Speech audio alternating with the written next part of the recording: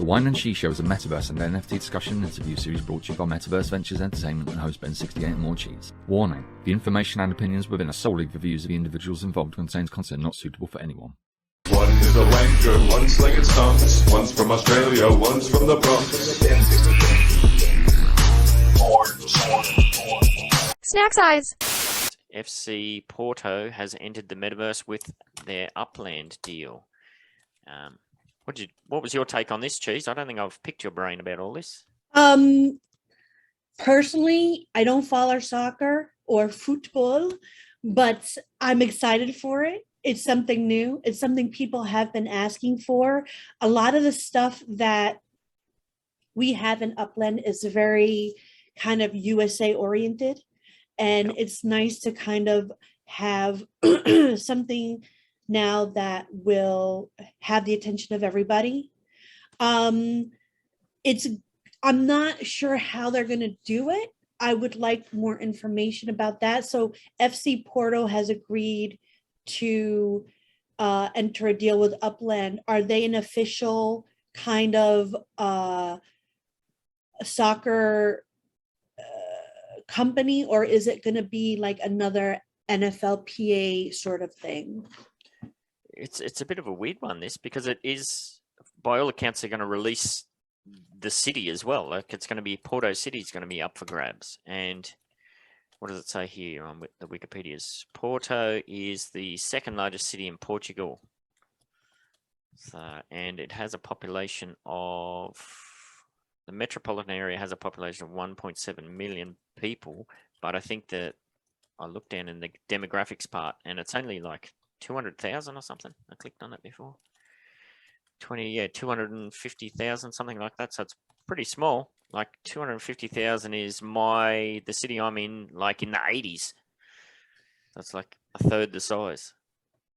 So I don't know. Like, I got zero interest in legits. I don't really do sports unless it's Formula One or Indy cars. So, but like you, I'm excited for what the potential surrounding the whole thing could possibly be. Because like I know soccer for me is a little confusing because they have so many different leagues. They have so many different kind of things. Like, is it like an official soccer league that we're dealing apparently with? So. Yeah, oh, is apparently it? Apparently it's a pretty big thing. Yeah. It's a team. It's it's actually a really good deal for Upland. Because like you were saying, it's not an NFLPA thing. It's actually the real team. It's the team itself, and they're actually a pretty good team. I was doing my research as well on this. Really good team. They are probably they're the best team in Portugal. And the thing about that is they're the first soccer or football team to actually launch their NFTs in the metaverse. So what that does for Upland is now there's going to be other organizations that wants to come in and compete, because what we're doing is how they pitched it was they said that we're going to be the first soccer team in the metaverse to build their stadium and be able to engage with their fans. So they're opening Porto for the fact that we can get over there and everybody can stake on their stadium. And to me, it's going to bring in, it's positives and the negatives to this. It's going to bring in a bunch of new players, and it's going to shift the focus of Upland to more of an international thing, because soccer is big. And once FC Porto, the team, they have a huge following. So that's going to bring them and all of their people in the game. And hopefully for us in the States, is Upland don't lose focus when they go towards soccer. They actually start, going more towards international, and still now then denying what they already got going on in the States, because it's way more money in soccer. They're going to see when that team comes in, all their people are going to come in. Want to see how Upland is going to react to wanting to get those people to buy their area versus keeping us from minting out their area and making those people buy it on the secondary market. Like, I want to see how they're going to adjust that. I'm thinking, and Dirk mentioned that we could potentially see 2 and 3 cities dropping at the same time. So I'm thinking that we may see something in the US drop as well as that. Because if he doesn't, all we're going to do is go over there and buy all of those poor people's stuff and make them buy it back. Devil's advocate here. So Morecheese is a huge presence in the Brazil community within Upland, and they are huge. They've been waiting for this for a while, so I have a feeling that they are ready, because I know I've made some deals with a couple of Morecheese friends from his community, and this is and that, and because I know some of them were in my node, and I had to pay, big bucks to get that property. So I kind of feel like they're going to have a plan, and they're going to be a big competition. Like the Bronx minted out fast. I think this is going to mint out like that. I think Evan might be onto something. Like whether they do something in the US or whether they release Rio and Porto at the same time or something like that. It's going to be very interesting to see how it plays out. I'm interested to see how they do the time zone, if they're going to adjust everything to the Portugal time zone when, the Brazilian time zone, or they're going to shoehorn it into the 8 a.m. PT thing that we always get stuck with. Aren't they kind of in the same time zone? It's 8:51 p.m. in Portugal right now. I just checked. Ooh. Friday, almost 9 p.m. So, thanks. Yeah, I think Brazil's gonna be a little upset right this second. I think the FC Porto deal maybe put Rio on the back burner for a few minutes, only because I feel Brazil's a big soccer area too. So I think the reason why we made, because FC Porto just was dumped on us. I think that deal came through, and I think they're looking for the same type of deal in Brazil. So I think they went with the first deal that they had, and I think that's going to pressure other soccer clubs to join. Like, hey, look what these people did. Now they're in.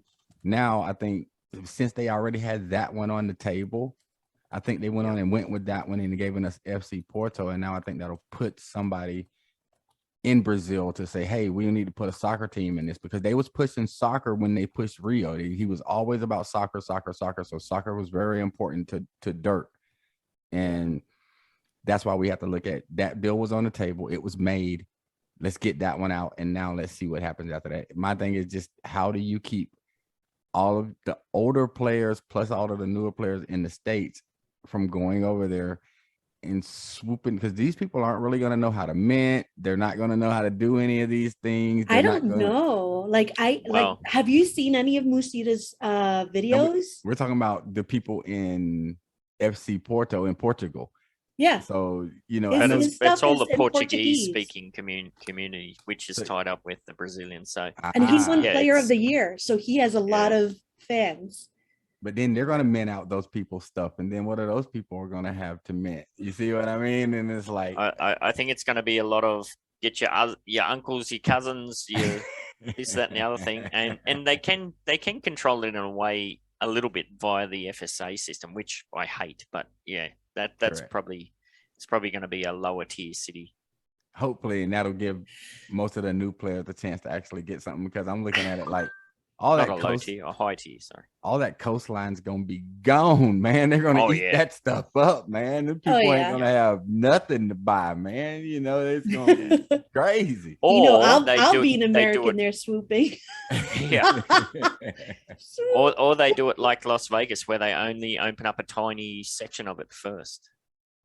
Yeah, they may, because they got to get that stadium built. So wherever that stadium's at, definitely is gonna open. Because they got to get it built, because that's a part of the deal.